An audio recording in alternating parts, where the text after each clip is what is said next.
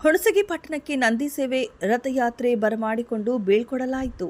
ಇದೇ ಮಾರ್ಚ್ 5ರಿಂದ 15ರವರೆಗೆ ಸುಕ್ಷೇತ್ರ ಯಡೂರದಿಂದ ಶ್ರೀಶೈಲಕ್ಕೆ ಹಮ್ಮಿಕೊಂಡ ಐತಿಹಾಸಿಕ ನಂದಿ ಸೇನೆ ರಥಯಾತ್ರೆಯನ್ನು ಶ್ರೀಶೈಲ ಜಗದ್ಗುರುಗಳ ದಿವ್ಯ ಸಾನ್ನಿಧ್ಯದಲ್ಲಿ ಭಾರತದ ಉಪರಾಷ್ಟ್ರಪತಿಗಳು ಚಾಲನೆ ನೀಡಿದ್ದಾರೆ. ಸದರಿ ಯಾತ್ರೆಯು ಹುಣಸಗಿ ಪಟ್ಟಣ ಖೋಜಾಪುರಕ್ಕೆ ಮಾರ್ಚ್ 10ರಂದು ಆಗಮಿಸಿ ಮಾರ್ಚ್ 11ರಂದು ಮಹಾಂತ ಸ್ವಾಮಿ ವೃತ್ತದಿಂದ ಶ್ರೀ ಬಸವೇಶ್ವರ ವೃತ್ತದವರೆಗಿನ ನಂದಿ ಸೇನೆ ರಥದೊಂದಿಗೆ 50ಕ್ಕೂ ಹೆಚ್ಚು ಜೋಡೆತ್ತಿನ ಬಂಡಿಗಳ ಮೆರವಣಿಗೆ ರೈತರ ಕುರಿತು ವೈಜ್ಞಾನಿಕ ಚಿಂತನೆ ನಡೆಯಿತು. ಜೋಡೆತ್ತಿನ ರೈತರಿಗೆ ಪ್ರತಿ ತಿಂಗಳು 11,000 ಪ್ರೋತ್ಸಾಹಧನ ನೀಡುವ ಯೋಜನೆ ಜಾರಿಗೆ ತಂದು ರಾಷ್ಟ್ರದ ನಂದಿ ಸಂಪತ್ತನ್ನು ಹೆಚ್ಚಿಸಿ ಸ್ವಾವಲಂಬಿ ಹಾಗೂ ಆರೋಗ್ಯವಂತ ರಾಷ್ಟ್ರ ನಿರ್ಮಿಸುವ ಉದ್ದೇಶವನ್ನು ನಂದಿ ಸೇನೆ ರಥಯಾತ್ರೆ ಹೊಂದಿರುವುದರಿಂದ ಎಲ್ಲ ರೈತರು ಜೋಡೆತ್ತಿನ ಬಂಡಿಗಳ ಸಮೇತ ಹೆಚ್ಚಿನ ಸಂಖ್ಯೆಯಲ್ಲಿ ಭಾಗವಹಿಸಿ ಕಾರ್ಯಕ್ರಮ ಯಶಸ್ವಿಗೊಳಿಸಿದರು.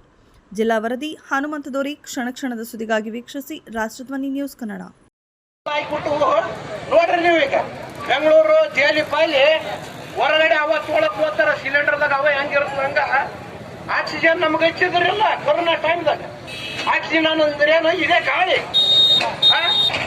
ಅಂತದ್ ಯಾಕೆ ಕಳ್ಕೊಂಡ್ವಿ ಅಂದ್ರೆ ಗಿಡ ಮರಗಳು ಎಲ್ಲಷ್ಟು ಕಳ್ಕೊಂಡ್ಬಿಟ್ಟಿವಿ.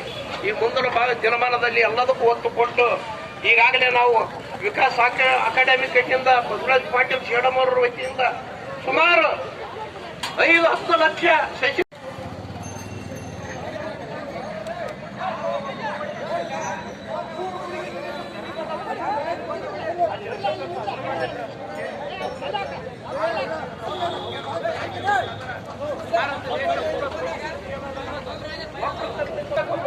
ಸಮಯ